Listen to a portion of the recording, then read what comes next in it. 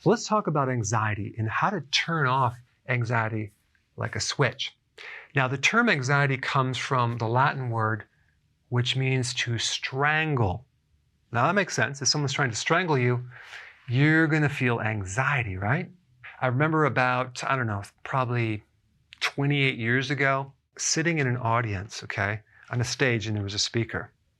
And the speaker asked me to come up and speak. Now, there was no preparation. I had a fear of public speaking, and so I was a little bit forced to come up there and speak. And I was devastated when he mentioned my name. And so everyone's clapping, yes, go up there. So I get up in pure terror, and as I'm walking to the stage, my throat starts closing up. My mouth gets dry. I get dizzy. I walk up on the stage, and I look out, and I'm completely about ready to pass out. I can't even speak. I was in a state of terror. In fact, I had the fear of public speaking so bad in college, I was this close to dropping out because we had to do a speech in front of the class. So it was a big fear. So I said, that's it. I have to overcome this fear. So I went back to my practice and I started doing seminars to small groups with a slideshow that I used with this little projector where I had these little slides. I don't know if you remember those little slides that you put in the projectors. Now it's all digital. So I would go through the slideshow in the dark, sitting down, okay? So that way they couldn't see how nervous I was. So then I built up to turning the light on. But for those seminars, I would actually bring alcohol like champagne and cookies. That was way before keto. And that way they would actually laugh at my stupid jokes. And then I progressed and I started doing more seminars and more seminars. And after about 4,900 seminars in a row, I no longer had the fear of public speaking. So that was my little side note about my anxiety. Okay, flight or fight. This is the book that I want to show you. It's called Autonomic Nerves, okay? It's a fascinating book. And this book is all about the autonomic nervous system, which is composed of the sympathetic nervous system, which is the flight or fight. I'm going to read something to you.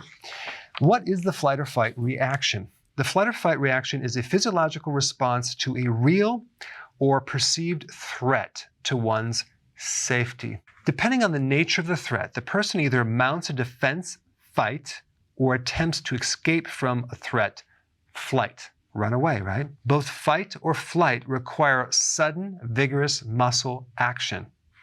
The body prepares itself for action in the following ways. And it's right here. You'll start having a racing heart.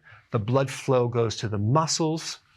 Start sweating, shaking, throat constricted, breathing changes, blurry, dizzy.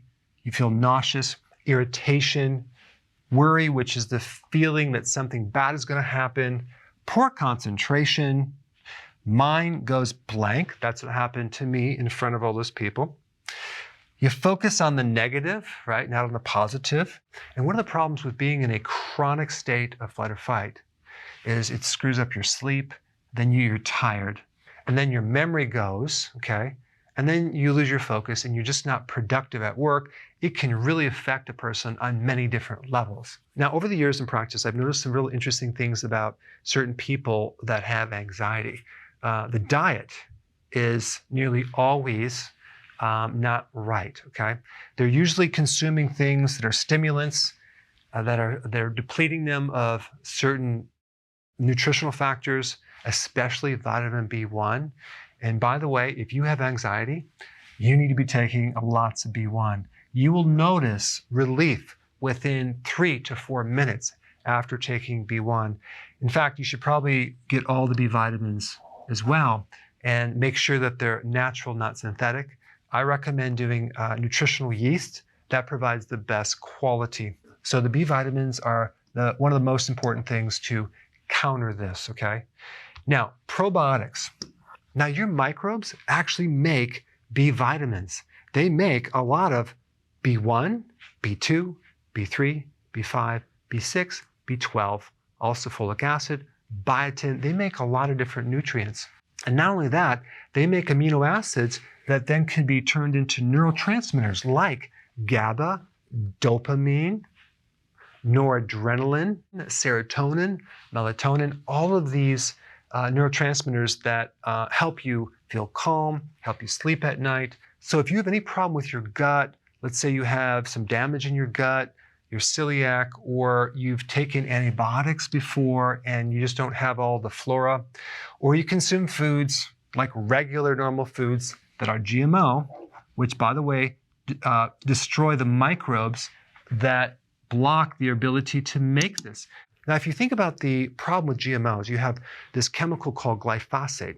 Glyphosate destroys certain mechanisms that make amino acids in insects and microbes. But apparently, they say it doesn't affect humans. But guess what?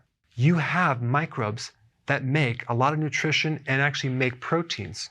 So when you consume GMO foods, you're interfering with the flora, the gut microbes, which are indirectly going to affect these, and the microbes that make B vitamins, causing you to end up being deficient in certain factors, and then now your mood's going to start to kind of go south after that. Also, artificial sweeteners can have a negative effect on your microbes in your gut. One of the best ways to get probiotics is through fermented foods like sauerkraut or other similar fermented type foods. And then we have magnesium. Magnesium is a really good mineral to help calm the adrenals down and counter anxiety. Very, very important. And I would take magnesium in higher amounts if you have anxiety. Also, you want to avoid the environmental triggers. So, there's certain things in your environment. You have people, you have your work, you also have what you watch on TV, on the internet. You just want to make sure that you're not constantly reminded of things that stress you.